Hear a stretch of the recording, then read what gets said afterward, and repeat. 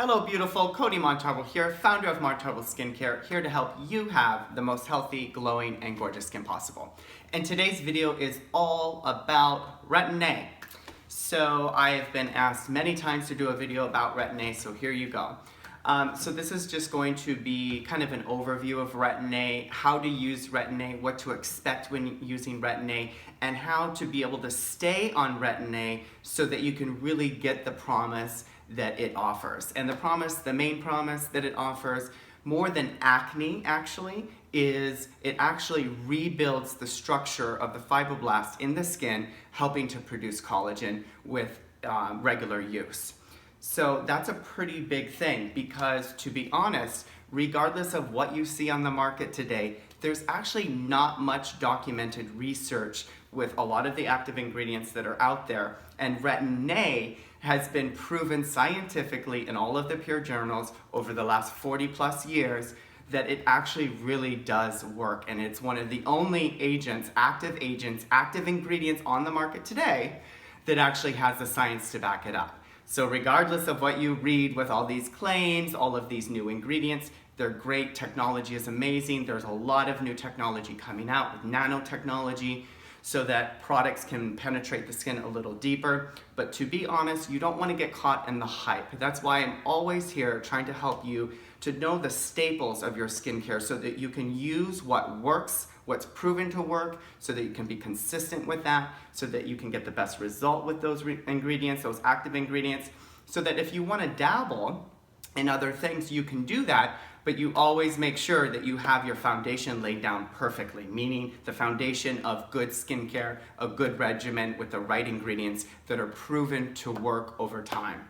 So, with that being said, Retin-A, there's different percentages. It's a prescription, so you need to get it from your doctor. Of course, my office carries it, but there are different strengths of it. And a lot of times what happens is people want the most highest percentage so that they think they're gonna get the most result, and that's not really what happens. What happens is when people get too strong of a percentage of Retin-A and they use it too quickly, or they use too much too quickly, they get contact dermatitis, they get horrible redness, horrible itchiness, and their skin actually becomes sensitized because it's not used to that much of a vitamin or a very active agent, because most of the skincare products on the market are pretty light and they're pretty buffered.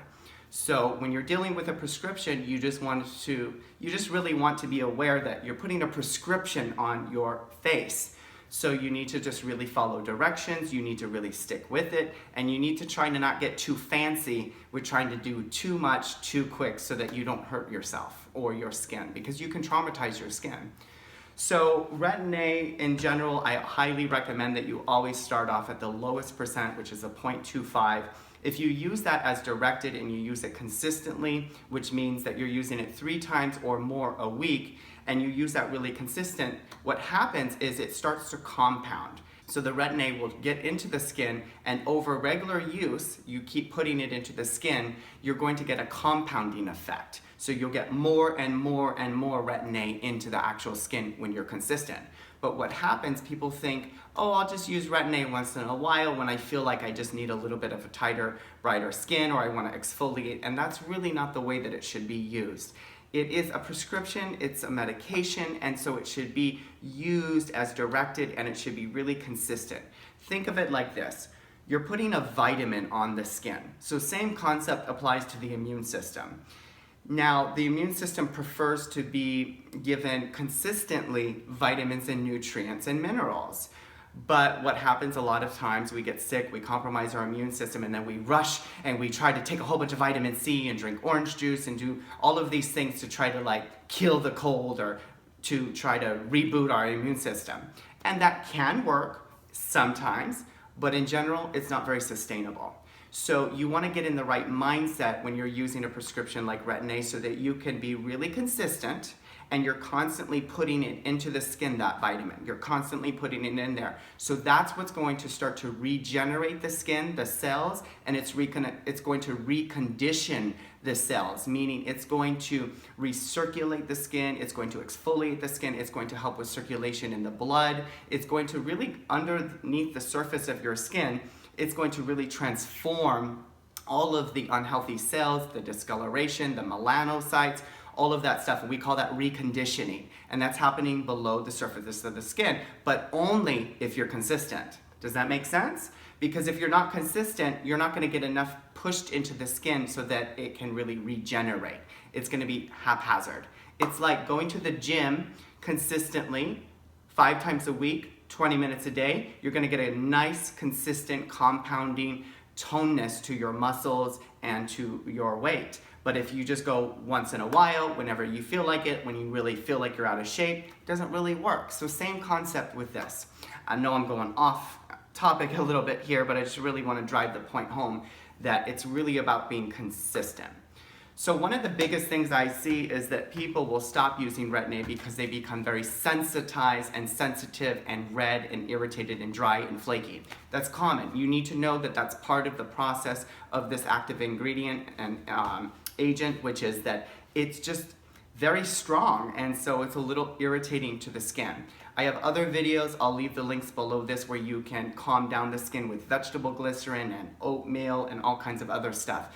So you can always stay on the Retin-A. So I'll leave a link to those videos below this video. So if you're having issues with irritation, redness, and flaking, don't stop just yet. Make sure that you try to heal and soothe the skin a little bit, replenish it and nourish it a little bit, and then stay on it. I hope that makes sense. So if you are starting off with Retin-A now, what I highly recommend is that you put it on 3 times a week, starting with a 0.25%. That's the lowest percentage. If you have 0.5 or 1%, that's fine too. You still want to probably use it about 3 times a week if you can handle it. And then what you start to do is, as you use it 3 times a week at night only, going on clean skin all the way around the skin, what you're going to do is you're going to rub it into the skin. So you really want to push it into the skin. You want to work it into the skin. You're really trying to drive that nutrient of that vitamin into the skin.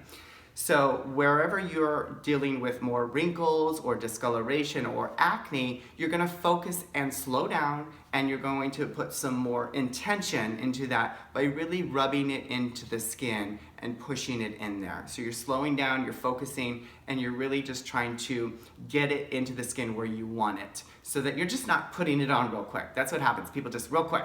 It's not something you just do real quick. It's a medicine. Think of it like that. Think of it like this is a great medicine. I'm putting it on my skin. I really want to make sure that I'm putting it in with the right intention. And then you put a little bit all over. Wherever you're breaking out more or you're trying to work on more, you can put a little bit more. So, but the main concern, or one of the main things you need to know is that Retin-A travels. So my point to that is that if you put it above your eyebrow, you can expect that it's going to travel into the skin and go into the eyebrow and below all the way to the eyelid. That's why when you wax, they ask you if you've used Retin-A. Because even though you haven't put the Retin-A on your eyebrow, you've put it on your forehead, it will travel into the skin. It permeates all of the skin. It gets in there to all of the skin cells. So you need to just know that if you only put it here, it's gonna travel into the skin a little further. So make sure that you don't put it really close to the eye, just below the eye, it'll travel up a little bit. I hope that makes sense. That doesn't sound too confusing. If you have questions, ask them below this video. And then what you wanna do is you wanna make sure, if your skin is very sensitive, like you're just a sensitive skin type and you really wanna use Retin-A, then what you need to do is you need to balance it out. And how you do that is you don't wash your face with hot water. Never when you're using Retin-A, because you'll dry up that top layer, and then you put the Retin-A on, it's gonna be an irritant to it. So you wanna use coolish water, warmish water, and you don't really wanna scrub first.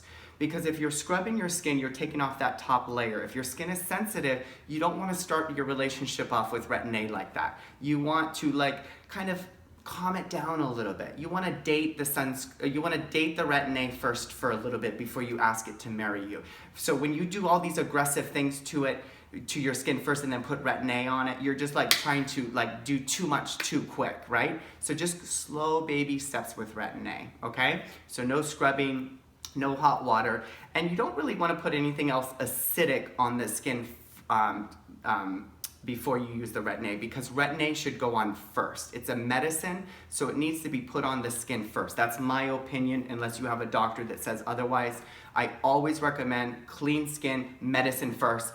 Then whenever you put something else on top of it, whether that's a hydroquinone, a bleacher, kojic acid, alpha-arbutin, or something else that you're trying to really work on, even vitamin C, it'll actually pull that in deeper into the skin. So that's why it goes on first. If you put it on last, you're really not getting the benefit of it, and you're not really getting it soaked into the skin the way that you really want it to be. So it always goes on first.